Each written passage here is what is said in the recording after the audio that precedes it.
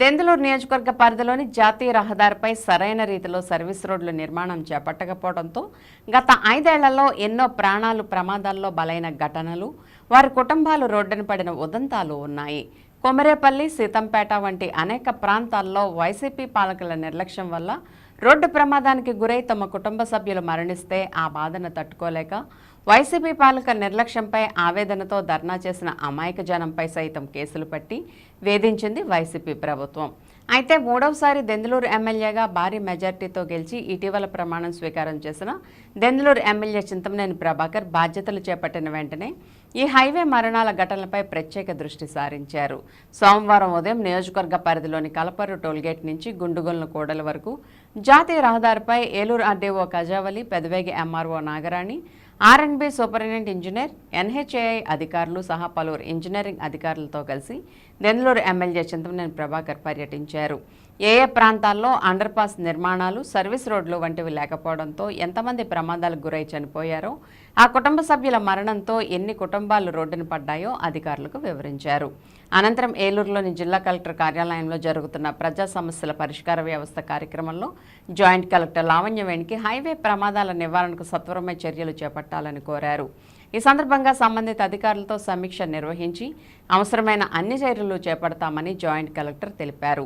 అనంతరం మీడియాతో దెందులూరు ఎమ్మెల్యే చింతమనేని మాట్లాడుతూ, గత వైసీపీ నాయకుల పాలనలో వాళ్ల బాధ్యతారాహిత్యం వల్ల జాతీయ రహదారిపై అవసరమైన విధంగా బ్రిడ్జిల నిర్మాణం జరగకపోవడం, సర్వీస్ రోడ్లు లేకపోవడంతో ఎంతోమంది ప్రమాదాలకు గురై మరణించారని, వారి కుటుంబాలు రోడ్డున పడ్డాయని, ఆ పాపం వైసీపీ నాయకుల నిర్లక్ష్యానికి నిదర్శనమని అన్నారు.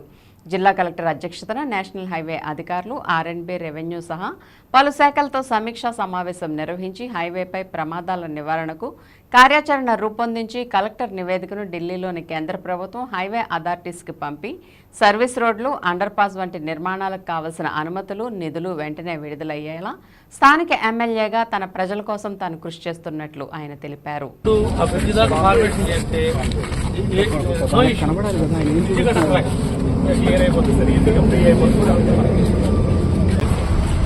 అప్పుడు కొవ్వూరు, ఇది గుండుగొండ కొవ్వూరు రోడ్డు. ఇది ఈ రీచ్ లో ఇలాంటి దౌర్భాగ్యమైన పరిస్థితి ఎక్కడ లేదు, దెందులూరులో తప్ప.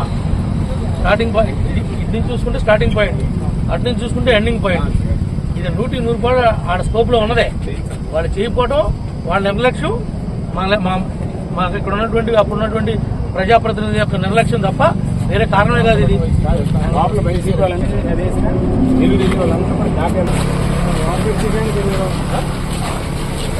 కొమరేపల్లి, ఈ యొక్క కొత్తగూడెం, సీతంపేట ఈ విలేజెస్ దగ్గర సరైనటువంటి బ్రిడ్జెస్ నిర్మాణం చేయకపోవడం, సర్వీస్ రోడ్ లేకపోవడం వల్ల అనేక కుటుంబాలు ఈ యొక్క వైఎస్ఆర్ ప్రభుత్వం వచ్చిన తర్వాత వీళ్ల బాధ్యతారాహిత్యం వల్ల అక్కడ బ్రిడ్జెస్ అవి నిర్మాణం జరగలేదు.